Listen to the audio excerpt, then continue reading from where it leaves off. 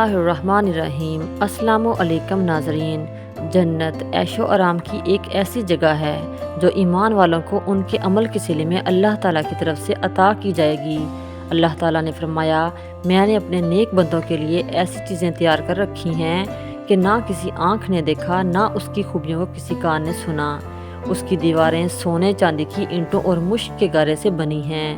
اس کی ایک اینٹ سونے کی اور ایک چاندی کی ہے، زمین زعفران کی، کنکریٹ کی جگہ موتی اور یاقوت لگے ہوئے ہیں۔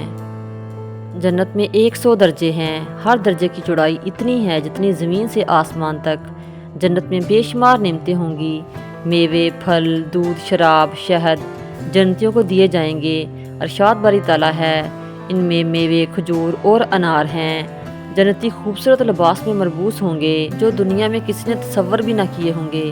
حضرت ابو ہریرہ روایت کرتے ہیں، نبی کریم صلی اللہ علیہ وآلہ وسلم نے فرمایا، جنتیوں سے پکارنے والا پکار کر کہے گا، اے جنتیوں، تم تندرست رہو گے، تم زندہ رہو گے، کبھی نہ مرو گے، تم جوان رہو گے، کبھی بوڑھے نہ ہوگے۔ گویا جنت ایسی جگہ ہے جسے دنیاوی مثال سے سمجھنا اور اس کی خصوصیت کو بیان کرنا مشکل ہے۔ جنت کی حوریں نیچی نظروں والی، بڑی بڑی کالی آنکھوں والی ہوں گی۔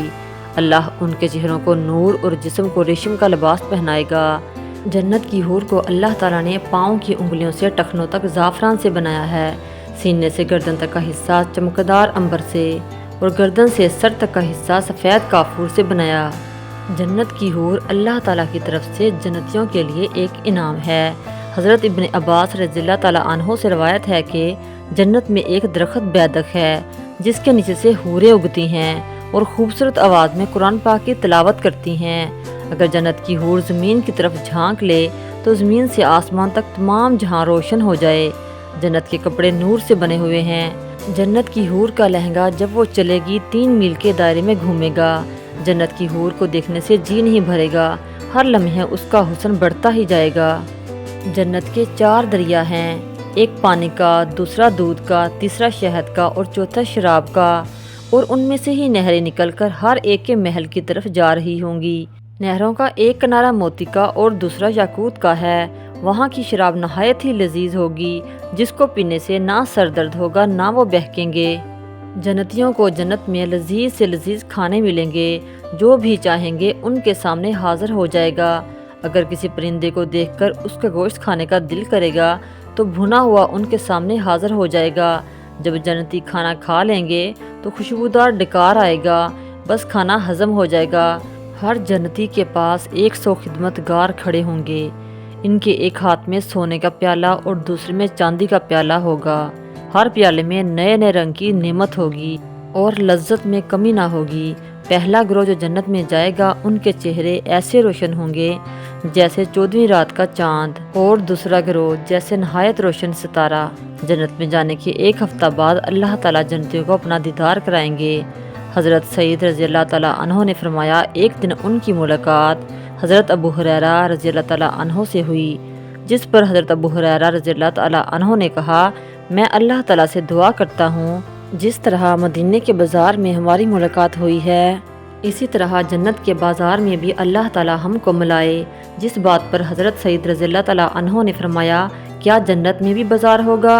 تو حضرت ابو ہریرہ رضی اللہ تعالیٰ عنہ نے فرمایا، ہاں، مجھے رسول اکرم صلی اللہ علیہ وآلہ وسلم نے فرمایا تھا کہ جنتی اپنے اپنے اعمال کے حساب سے جنت میں مقیم ہوں گے، پھر انہیں جمعہ کے دن اجازت ہوگی کہ وہ اس دن اپنے پروردگار کی زیارت کریں، اور اللہ تعالیٰ جنتیوں کو دیدار کرانے کے لیے جنت کے بڑے باغ میں جلوہ فر ہوں گے۔ اس باغ میں مختلف درجہ کے ممبر ہوں گے، نور کے ممبر، موتیوں کے ممبر، یاقوت کے ممبر، سونے چاندی کے ممبر ہوں گے، جن پر جنتی جس مرتبہ کا ہوگا اس پر بیٹھے گا۔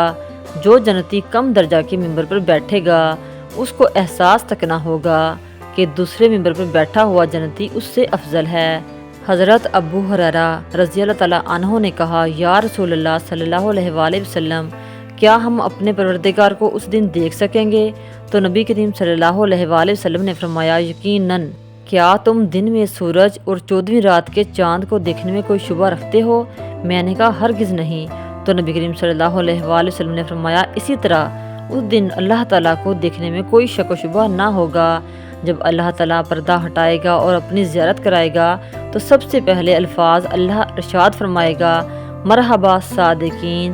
اللہ تعالیٰ ہم سب کو نیک کام کرنے کی توفیق عطا فرمائے، آمین۔ اگر آپ کو میری ویڈیو اچھی لگی ہے تو ویڈیو کو لائک اور چینل کو سبسکرائب کریں۔ تھینک یو سو مچ، ملتے ہیں نیکسٹ ویڈیو میں، تب تک کے لیے اللہ حافظ۔